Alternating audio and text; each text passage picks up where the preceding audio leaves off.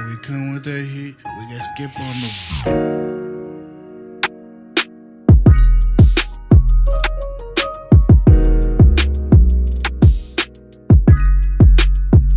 Episode $46 million radio back here at Dead End BBQ. Boys, appreciate y'all coming out.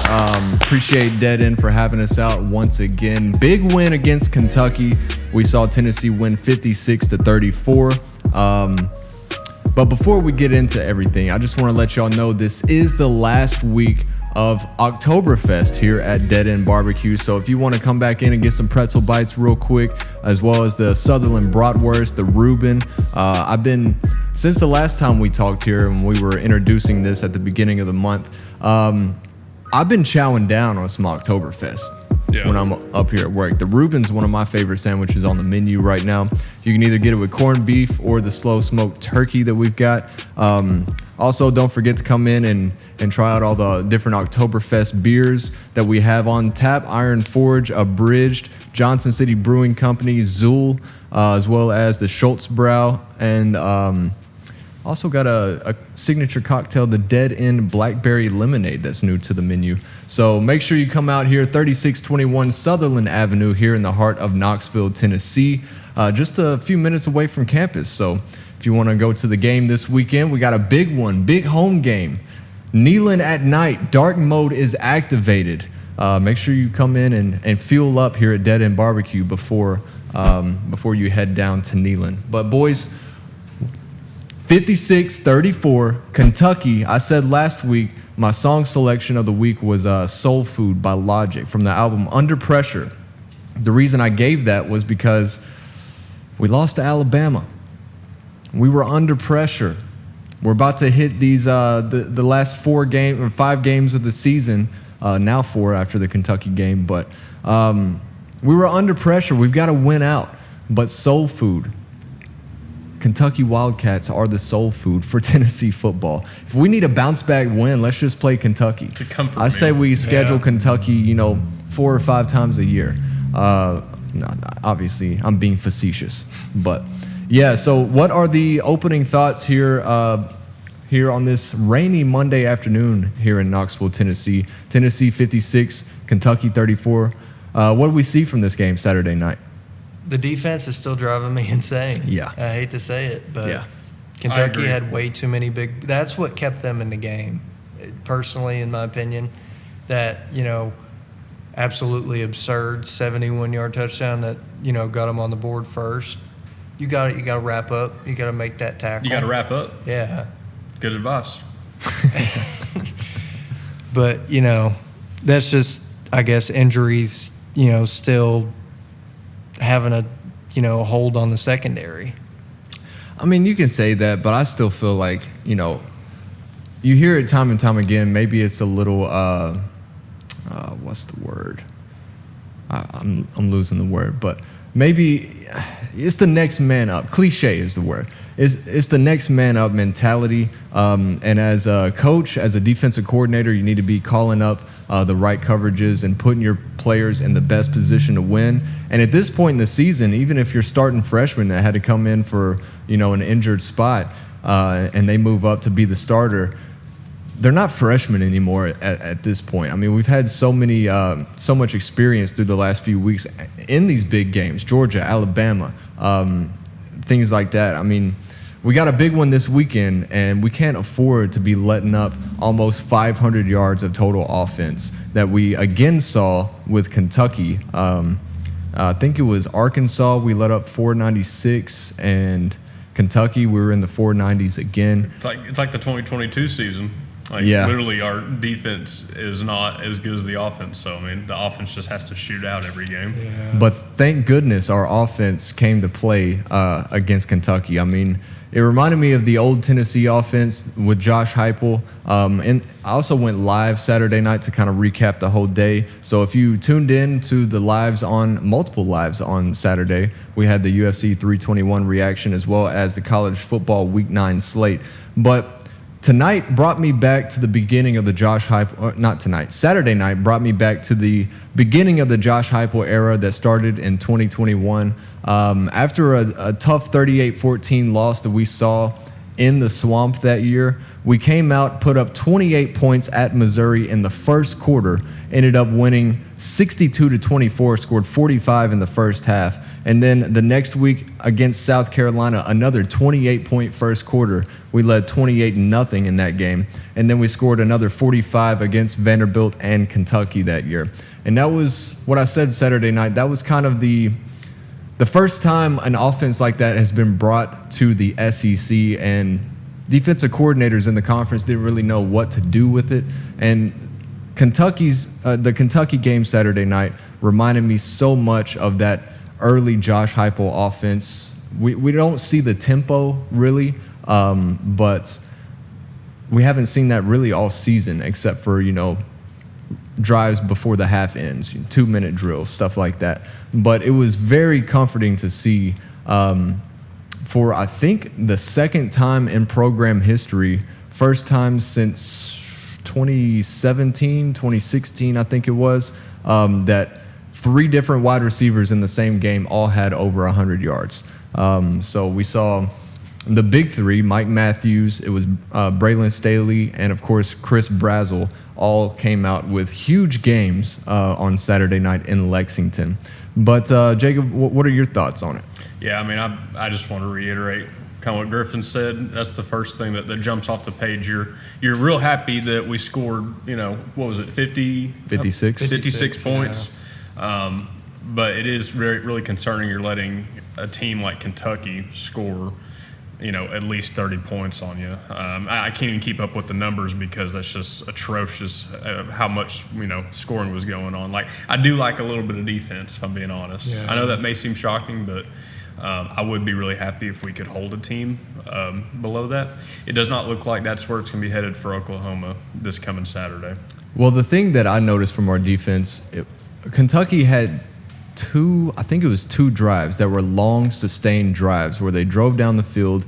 You think back to right before halftime, that drive was, I think, 16 plays, and they ate up over 8 minutes of clock. Gave us the ball with 1:37 left, and it took 1:32 for Tennessee to drive down the field and score a touchdown. We were thinking field goal, but we were up by 14. Kentucky scored with 1.5 minutes to go, and then we're up by 7 at that point. We're thinking we're looking for a 10-point lead going into the half. But being able to score on that drive, not even have to use a timeout, it felt very good to see. I actually did feel really proud of Tennessee at that. The clock management was top tier on that drive, and that's something that we've struggled with this season. You look back to different instances throughout the year where we're not using timeouts. We're letting the clock run out way too much. Like Mississippi State. Yeah, Mississippi State's a game I'm thinking about. Also, Georgia too. I mean, with Georgia, I mean,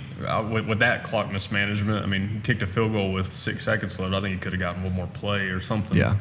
Rather than that. So. But definitely different results from different instances throughout the season. But it was great to see Tennessee come out and be able to capitalize on that 2-minute offense with 5 seconds to go in the half, not even having to use a timeout. We score a touchdown, go back up by 14, and then stop Kentucky on their opening drive, get the ball back, score again, and I think at that point it was 42-21, and that was pretty much game over at that point. And there was no point in the game where I felt threatened. I mean, Kentucky's our little brother in every sport, so it's like I never felt concerned that they were going to come back or that they were going to win that one, but I did hate that they were able to hang points up on the board. It was just kind of discouraging in that sense. But regardless, when we did do tempo, it looks great. I think so. Yeah. So other scores from the weekend, we saw a lot of good games in college. Not really the same can be said with the NFL this weekend, but in college we saw Memphis down 31-17 against USF, 17-0 in the fourth quarter for Memphis to win 34-31. USF had I think it was 52-yard field goal attempt to tie the game at the end. And did not go in. It was just over to I think it didn't have the distance, but I think it was just over shanked left. But regardless, I hate it for Alex Golish, man. I'm wanting them to be the group of 5 team, but it looks like Memphis may be that. Yeah, I don't know. Memphis has looked pretty good. They had a win over Arkansas, which turned out to not really be that great of a win after we've seen what Arkansas's type of season that they've had. They fired their coach. Well, see, I feel like they've turned it around since Petrino. After got that back firing, in town. after that firing, they had a bye week and were able to come out, lose by 3 to Tennessee, and then the next week they lost by 3 to A&M. Yeah, Texas A&M. That's right. Which it made our win look more understandable that we only won by a few points. We'll get to that Texas A&M game against LSU in just a second, but Ole Miss with a big win on the road in Norman, Oklahoma, 34-26. I was really hoping that Oklahoma would win that game, so we'd have a chance to host a top 10 team in Neyland Stadium this weekend. Yeah. But Ole Miss, it was a really back and forth type of game. Both teams were down by double digits and then came back and led by double digits at one point. But Ole Miss with the 8-point win, so looked pretty good. That's a good win. I agree about that point about Oklahoma wanting them to win. Me and Griffin were talking earlier. I don't think people realize that we need to be rooting for our opponents when they play other teams. Because I know Diego Pavia and Vanderbilt they've been really cocky. They've been saying they own the state of Tennessee, which they don't. But Tennessee fans, we should never feel threatened about that. Obviously, we're Tennessee. We run the state. There's no one that can touch us. Vanderbilt's having a really good year. I'm going to give them praise for that. But regardless, it's like, you should root for their success, and then when they come into town, we're going to put the belt to them, and it makes us look a lot better. Yeah. So, I don't know. I agree about Oklahoma. I wish they would have won that. And now it makes them coming into town not as big of a game. It is still a huge game, but it would have been even bigger had they beat Ole Miss and then, they come in. It's still a big game for the fact that with these second-tier SEC teams, even though rightfully so, I think Oklahoma and Tennessee both are, A-tier SEC teams at this point in time. But it just every game matters from here on out. Absolutely. We also saw a BTA moment this weekend. Indiana over UCLA, 56-6. Any words about that one? I heard Nico's probably going to be out the rest of the year. Think so? Did he go out with an injury? I believe they said, what was it, ankle injury? I didn't see the game. I'm not sure. I saw the first few possessions. The second play of the game, Nico threw a pick six on an RPO. I was like, okay, well, this ain't going to end well. I was really rooting for UCLA because I'm really happy with the situation that we ended up with. I'm happy for Nico. I'm happy for us as a group that we got Joey instead of Nico. Yeah. So I don't harbor any resentment or any negative feelings towards Nico because he did us a favor. That's a good way to look at it. I think approaching it with hatred and negativity that does nothing. But I was actually kind of rooting for 3 and 4 UCLA to keep on winning out in the Big Ten. That way they could make the championship and do all that stuff. But my dreams were crushed. That's my comment on it. Jacob, one of your teams that you've had your eye on this year, Georgia Tech, big win over Syracuse, 41-16. They remain undefeated on the year. Dude, and like you said in the live the other night, great chance to be 11-0 going into that last week of the season, rivalry week, hosting Georgia. Yeah, barring anything that, any collapse, anything like that, I think they'll be undefeated going into that game. Well, see, the one thing I've noticed with the ACC this year is, Duke found a way to implode. Louisville's found a way to implode. Yeah. Florida State. Florida State imploded. I mean, I haven't heard Clemson in probably 3 weeks. Yeah. So. Who's Clemson? But then you see these teams coming up like Virginia. Yeah, which they almost lost Louisville. last week. Yeah. You see Louisville coming up. Miami's not imploded, but Louisville came up and beat them. But Georgia Tech, man, they've just been able to tread the water and not. They've had maybe a few close games. Remember they hit that 53-yard field goal, that fire drill to walk off versus Clemson. Seems like ever since that game, they've been on fire. And I love the triple option offense. I love Brent Keys. I love Haynes King. I'm really looking. It's going to be a good game. I think Kirby and Georgia, they're not as strong. They're not way above Georgia Tech this year. Yeah. I think it's more equal, more balanced. It's going to be a really good game. Yeah. We also saw Alabama survive the Gamecocks 29-22 at South Carolina. Ty Simpson, 24 of 43, 253 yards, 2 touchdowns. Lenora Sellers struggled a little bit early, and then they were able to take a lead in that second half that Alabama had to come back from. Lenora Sellers, 18 of 32, 222 yards, touchdown, interception, but he also had 18 carries on the ground for 67 yards and a touchdown. So, like I said last week, the line was 13.5.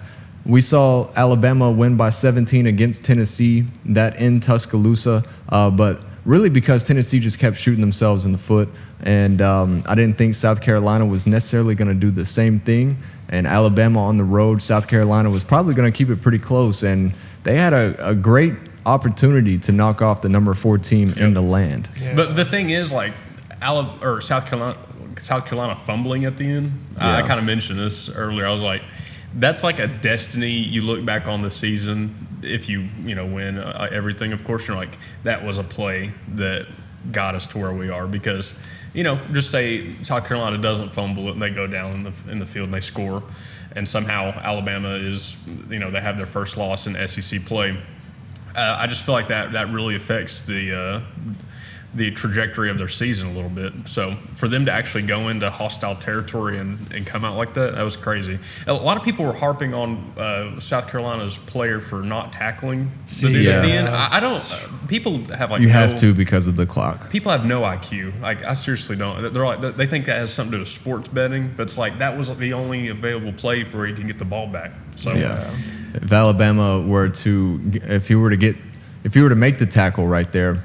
South Carolina, I believe, was out of timeouts. Yes. Run the clock and out, 30 seconds left. No timeouts. Yeah, they were either. I think the game was tied at that point, 22 all. And then if Alabama would have picked up the first down and got tackled, they would have just ran the clock out, kicked a field goal, and that would have been game over. But that's why he did that. But yeah, no, I agree with you, Jacob. Also, BYU with a win over Iowa State. BYU stays undefeated, 41-27. We saw a play, it was tied up at 27 all, and kind of like you were alluding to, a destiny type play. BYU punted it to Iowa State, and they had the hot call, get away from the ball. I'm not catching it. Everybody just get to the sideline. And there was a Iowa State player that was blocking a Cougar and just kept pushing him. I guess did not hear the call. Ended up running himself into the ball, hit his foot. BYU jumped on it, scored 14 unanswered points to take that one 41-27. So Iowa State was a highly touted team in the Big 12 coming into the year, and they've just kind of fallen apart. Now they're unranked going in here to week 10 of the college football season. But Vanderbilt, do you call this a big win, 17-10 over Missouri? Yeah, it's an SEC win. Missouri's ranked. I mean, especially for Vanderbilt standards, that is absolutely a big win. And that they remain with only one loss on the season. So, yes, absolutely. Yeah, Missouri quarterback Bo Pribula left the game with an ankle injury. They went for it on 4th and goal, and it was just a quarterback keeper and got bent backwards. Really looked like the Vanderbilt defensive lineman that wrapped up his leg was kind of cranking that ankle a little bit. Did y'all see that? Did you not like my comment? Do you remember Dolph Ziggler cashing in the money in the bank? Alberto Del Rio. And Alberto, he was injured, and Dolph was like this to his ankle on the mat. Is that what it was like? That kind of looked like what it was like a MMA ankle lock. But he was not being cool about it, a good sportsman. He was actually trying to injure him. I mean, it wasn't a good look, is what I'll say. Yeah. But quarterback Matt Zollers, who was the third-string quarterback for Missouri coming into the season, stepped in and did pretty good late in the second half, 14 of 23, 138 yards and a touchdown. Diego Pavia didn't have his best game, 10 of 19, 129 yards. No touchdowns, 1 pick, but he did have 8 carries for 20 yards on the ground and a score to seal the deal. But see, that fumble at the end just kills me. Yeah. If you're a running back and you've ever run a read option play, you can't just here you go, pal. That's exactly what that fumble looked like. Are you talking about where they stripped him? Yeah, where he just took it literally straight. Yeah. He took the handoff. yeah, basically. I remember that. We also saw Texas down 31-14 going into the fourth quarter at Mississippi State. And sickening. Brandon Walker, the Barstool guy, big Mississippi State guy, running down the sideline, celebrating. They were up 31-14. I mean, the game was over, right? You think? It wasn't. It would be versus any quality SEC team that's not Mississippi State. Yeah.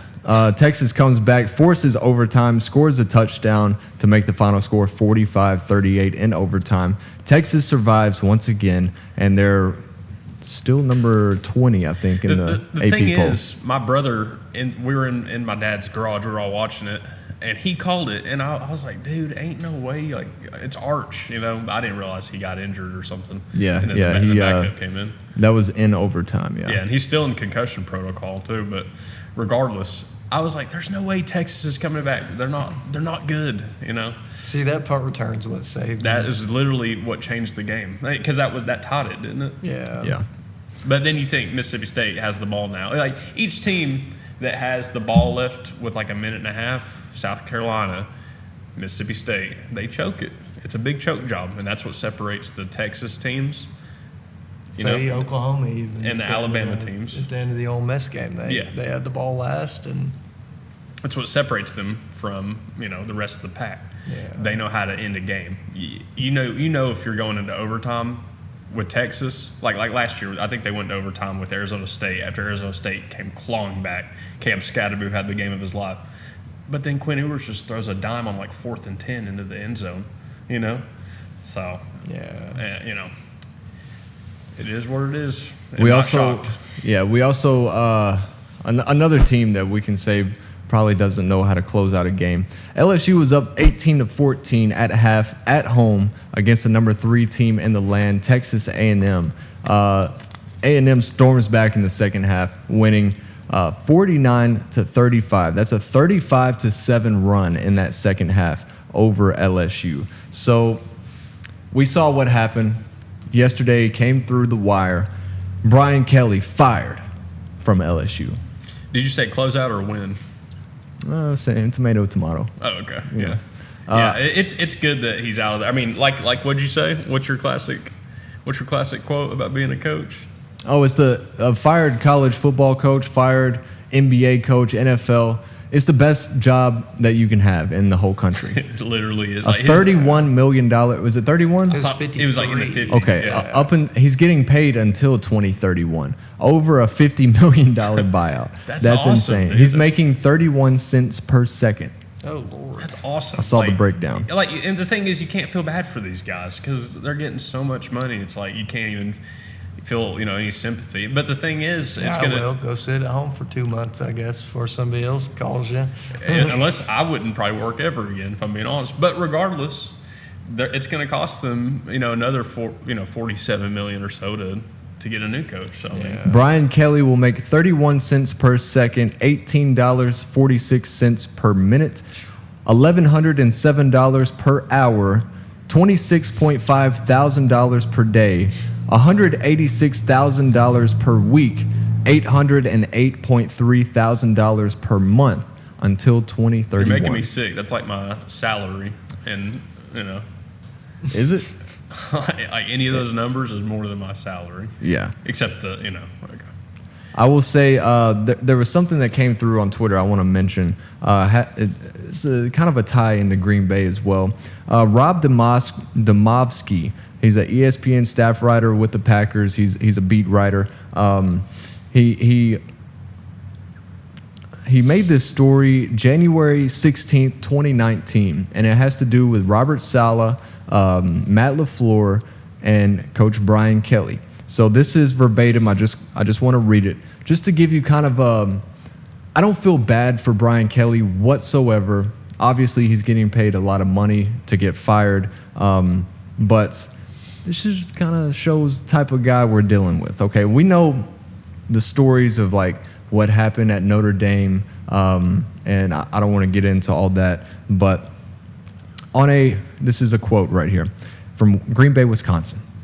On a winter night in Mount Pleasant, Michigan, Matt LaFleur and Robert Saleh thought they were invited to a party at the home of their boss, Central Michigan University football coach Brian Kelly. Turns out they were not on the guest list. They were on the worker list. Quote, "We shoveled the snow and parked all the cars," Saleh said. "Then at the end of the night, we had to go get the cars again," unquote.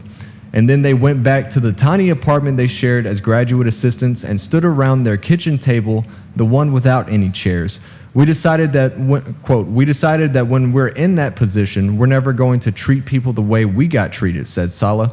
Now the San Francisco 49ers, at the time in 2019, defensive coordinator, and Matt LaFleur's lived up to it. Now he's the head coach of the Packers, and Saleh was the coach of the New York Jets. Now I think he's back with the 49ers, if I'm correct. But so Brian Kelly gets fired. Good riddance.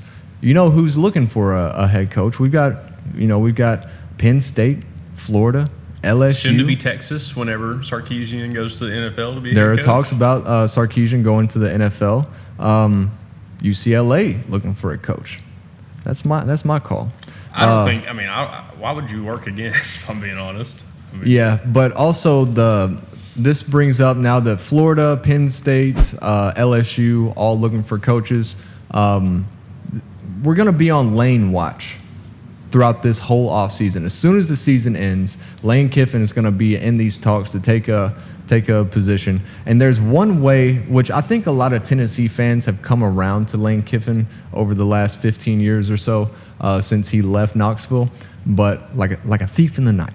But everybody hated it. We were burning the city down. It was pretty bad. Football. But I think one way he can kind of save face with those Tennessee fans that still haven't come around to him is saying, "Screw those other jobs. I'm staying at Ole Miss. I'm not going to Florida. I'm not going to LSU." What are you going to say? Lane, if you go to Florida, you're dead to me. Yeah. See, that's what I'm saying. You're dead to me. It's football, that's what I man. I really don't care that much. I think he's funny. He's so charming. No, I'm just saying. Florida. That's all I mean, say. But even if every Florida coach has a level of, you don't like them. Well, see, I've noticed a trend. Me and my dad were talking about this last night. Florida really loves coaches with the last name that starts with M. I've noticed that. Muschamp. Meyer, Muschamp, McElwain. Napier's an N, but what was the other one I was thinking of? Meyer, McElwain. It's not Steve Mullen, Spurrier. Dan Mullen. Dan Mullen. Dan Mullen was the other one. But regardless, I just don't care. I think it also hurts because when he left us, we went downwards so bad. Yeah. It's for almost, years and years until Josh Heupel came. Over a decade. It's almost the same as the Nico situation. That's how I view it. Because we're doing so good. I'm really happy where the program is at. But I mean, it's not like anyone's leaving us out to dry. We have a good quarterback. We have a great coach now. Yeah. So it's like, would you really want it to happen any other way? Yeah. Right? I mean, I don't know. Well, as we wrap up the college football Week 9 scoreboard, let's take a look at the slate this week. We got a big one in the SEC, a couple big ones three big ones in the SEC. Starting off noon, number 9 Vanderbilt at number 20 Texas. Longhorns minus 2.5 point favorites. What do y'all see happening in Austin this weekend? Oh! Don't do that. Don't. I can't help it. Don't do. I mean, you could say you want Texas to win, but don't throw up the horns. That's crazy. Are you gonna say they're the real UT now? I'm not gonna say they're a really good team. No, I think it's gonna be a slugfest. I said the real UT. Oh God, no. Wow. Yeah. So we got number 20 Texas hosting Vanderbilt. Vanderbilt, the highest ranking that they've had since I think 1937 or something like that. 2.5 points. Is it home? No, it's at Texas. At Texas. Yeah. They almost they played at home in Nashville last year, and I think they ended up losing by 7 or 14. They almost they kept it close. Pavia had some plays. That was after the Alabama game. Yeah. But this year they're a lot different, man. It's just doesn't Pavia have another year of eligibility too? I don't know. I hope not. I think so. Unfortunately, I think so. I don't know. But regardless, this year I see Vanderbilt winning this one. I think Arch is out, but the only thing Texas has going for them is that Arch is in concussion protocol, not playing. So they actually have a quarterback this week to actually come at the helm. So another big one in the SEC that we're seeing at 3:30 Saturday night or Saturday afternoon. Number 5 Georgia and unranked Florida, the world's biggest cocktail party in Jacksonville. Georgia -7.5 point favorites. Does Florida stand a chance against the Bulldogs this week? Isn't this coming off a bye week from Florida and firing their coach? Yes. Yeah. I think they got a chance to have it be close. Neutral site? Yeah, in It's Jacksonville. Jacksonville, yeah. I would love if Florida won. I would. Oh man, I would too. Yeah. Because like I said, we need to be rooting for everyone that's left on our schedule. So give me Florida to at least. I think they'll cover, but I mean, I think they'll win. Keep it within a touchdown or so. Oh, absolutely. At home, absolutely. Yeah. I mean, you saw what they did to Texas.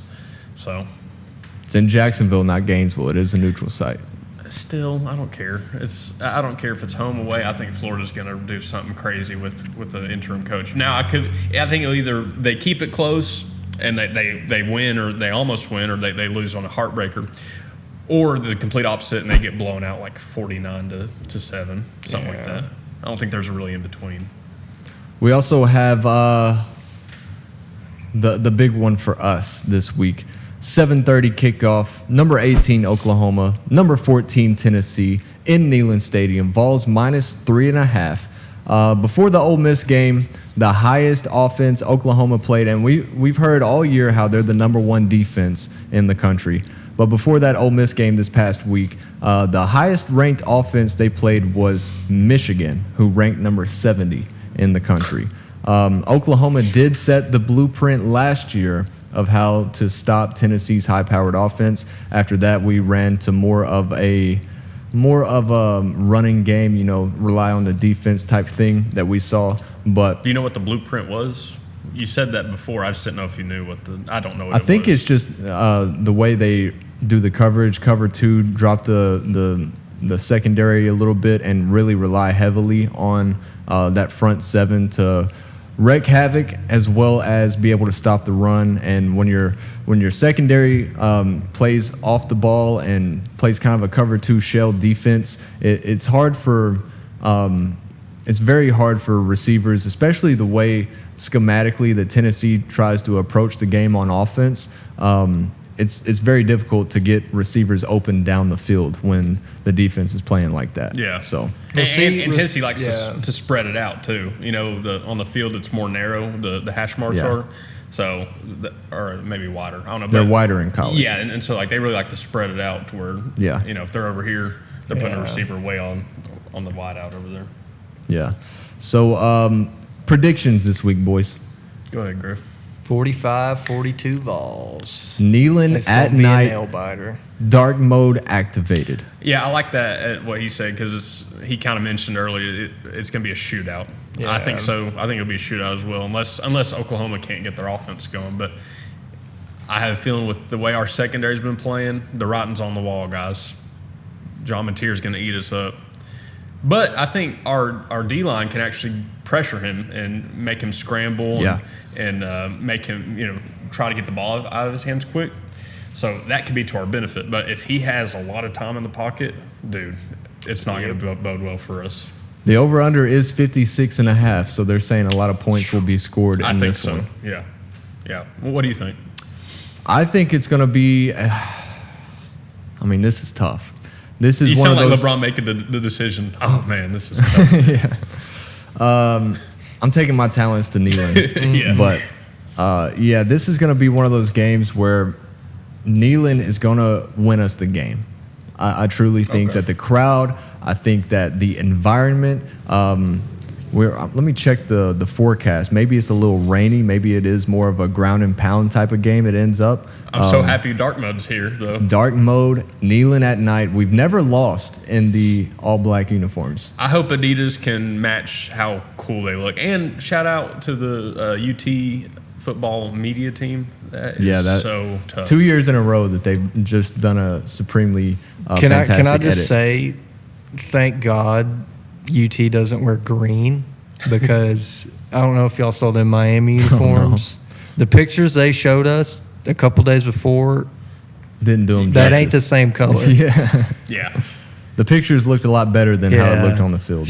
But back to this game. Carson Beck somehow looked worse in those uniforms. But back to this game. Like I said, I just checked the forecast. I don't think there's any rain in the forecast, although we're seeing a lot of rain here in Knoxville this week. It's going to be cool. It's going to be the night after Halloween, November 1st. Dark mode, kneeling at night, crowd, blackout. I think is how they do that, right? Yeah. Everybody wears black in the crowd. So it's going to look like Halloween still the day after. But give me Tennessee. Give me Tennessee to win by 6. Give me Neyland, the Neyland effect to win us the game. If you're saying 6, that may mean what, overtime? Or no. I don't know. We'll see. But I think it's going to be one of those games where John Mateer, as good as he is, although he has been injured for much of the year at this point, John Mateer is you're going to see false starts. You're going to see communication issues. You're going to see maybe, like you said, the front seven of Tennessee really taking it to Oklahoma, getting some pressure on John Mateer. And I think our offense is going to do what they do. Maybe we're not putting up 56 points this week, but I think if we can get in the 30s, then this is going to be a dub for the Vols. All right. Well, we'll see. I do think we have to take John Mateer seriously, of course. For sure. So. For sure. But I'm glad this one is in Neyland and not Norman, Oklahoma this year. Yeah, given the stakes and that we've already lost 2, I agree. If it was early in the season, I wouldn't mind if where it's at, but I do agree about that. Yeah. So that'll wrap up the college football Week 10 slate. Do want to mention just for a couple minutes, the Tennessee basketball season is right around the corner. We saw an exhibition game against Duke yesterday. Did y'all boys get I watched a bit of it, yes. Duke ended up winning 83-76. Tennessee was up 43-35 at the half. It was one of those where early on, neither team were hitting their shots. It was just kind of a defensive type game, although the score doesn't really show that. But there were not many open shots at all from either team. But we did see 2 of the highest touted caliber freshmen from this new freshman class coming in. Obviously, Nate Ament. He didn't have that great of an outing. 14 points. Not. Yeah, 14 points, 10 rebounds. That's solid. But 5 of 19 shooting, 0 of 5 from 3. But he was confident in the shots that he was taking. Keep taking them. And once those start falling, he's gonna be a problem. Keep taking them. Yeah. He needs to be the one that takes them. Like I liked how everyone else was shooting good like corner threes and off the wing, but he needs to be the one taking the mid range. He needs to be the one doing what the stars do. So yeah. Jacoby Gillespie, transfer from Maryland, 19 points on 5 of 21 shooting. Greenville native? Yeah, I forgot about that. But we also saw Cameron Boozer, son of Carlos Boozer, NBA legend. Cameron Boozer, true freshman. He's a 2-time Gatorade National Player of the Year in high school, 24 points, 23 rebounds. That guy's going to be a problem. Yeah. He's going to be a problem. He also has a twin brother. I can't remember what his name was. But Cameron Boozer is the real deal for sure. It was weird seeing a Tennessee team without, Zakai Ziegler, without Jordan Gainey. Jemai Mashack. Another big one. But this new look Vols team, we're going to see what they can do this year, obviously. But I do like once we start gelling as well as we should be able to. You still got Felix Okpara down low. You got Cade Phillips coming back. You got J.P. Estrella coming back off an injury last year. We didn't get to see much from him. But, I mean, Rick Barnes he's always going to put together a Elite 8 caliber team. He always reloads. There's never a rebuild. It's always just a reload. I love it. Like, last year we struggled. We saw him in dead end last week, actually. Oh, yeah. Coach Barnes came in here. You weren't here or what? No, I was here this time. Did you say hi to him? I did. That's nice. But regardless, we've always struggled. Not always. Last year particularly, we had J.P. Estrella injured. which really hurt the big man rotation. But, dude, we have some good big guys this year. You know, Felix Akpar, of course, came back, like you said, Cade Phillips, JP Estrella. I'm so glad he is back from injury. The year before with Dalton Connect, when Jonas Adu was getting in foul trouble and couldn't guard Zach Edey, JP came in and he showed off. He had great strength. He's strong as shit, if I'm being honest. So I'm really happy to see him back and healthy. I think didn't Felix Akpar hit a corner three? Did he? I missed that one. Dude, he hit a corner three. Like, if we can get the guys, the big guys, to start shooting threes, then my gosh, we'll be unstoppable. But we'll see. Sorry, I got distracted there. B was chasing somebody down in the parking lot. I had to make sure that to-go order was 100% secure. But no, but yeah, if we can get our big men to shoot and confidently and have a good heavy rotation where if one guy's getting in foul trouble or one guy's getting fatigued, we bring another one and we just keep it fresh. Or we could run a big lineup where we have two 7-footers in there. You know? Yeah. And Nate Ament, he's 6'10" himself. So yeah, he's a long, lanky man, dude, right there. I'm so pumped, dude. I'm going to the Mercer game next Monday. Yeah, so basketball season is around the corner. I mean, this is my favorite time of the year. We got basketball starting up. We're in the dead heat of football season, and things are looking up. And during football time, when basketball's happening, we're always playing like scrub teams usually. So it's like it's fun to go spend $5 on a ticket and go to a game, a couple games a week. It's crazy. I can't wait. But yeah, ladies and gentlemen, that's gonna wrap it up for us here. Do y'all have a song choice of the week? Yeah, I'll go ahead and go first. I've been on a big Soundgarden kick lately, so I'm gonna go with "Outshined" off of the 1991 album Bad Motorfinger. All right, what about I got one. I got you. Yeah. Go ahead. Thornhill. You ever heard of them? Thornhill? Yeah. I think I have heard of Thornhill. Well, do y'all like Deftones? Yeah. Yeah. So Thornhill is like a modern day Deftones almost. I think they're amazing. I want to see them so bad. They just released an album this year called Bodies, and honestly, every song in that is a banger. I could do any song, but one I've been listening to lately is called For Now. It's the final track on the album, and I'm very inspired by it as a musician and stuff to hear it. So yeah, For Now by Thornhill is my song choice of the week. All right. So whenever I said the Logic song last week, I kind of started listening to that album and just had the Spotify on a smart shuffle or whatever, and it brought back another song that just takes me back to kind of high school. And that is Kid Cudi, Soundtrack to My Life. Can't go wrong with some Kid Cudi. So that'll be my $1 Million Radio song choice of the week. Just want to remind you guys once again, Dead End BBQ Oktoberfest going on. This is the last week we are doing that before we start bringing in. We got the Hillbilly Chili in rotation right now, but now that the weather's cooling off, we'll also have our Brunswick stew coming here in the next week or two, and I cannot wait for that. What are you doing? But come in. We sold so many of the Oktoberfest pretzel bites. That is a big hit, as well as the Sutherland Bratwurst, the Dead End Reuben. You can get corned beef, slow smoked turkey. I think I'm about to get me a Reuben right now. I want to capitalize on the last week of being able to get that. But Dead End Barbecue, thanks for having us out. 3621 Sutherland Avenue here in Knoxville, Tennessee. This has been episode 46 of $1 Million Radio. And as always, we'll see you next time.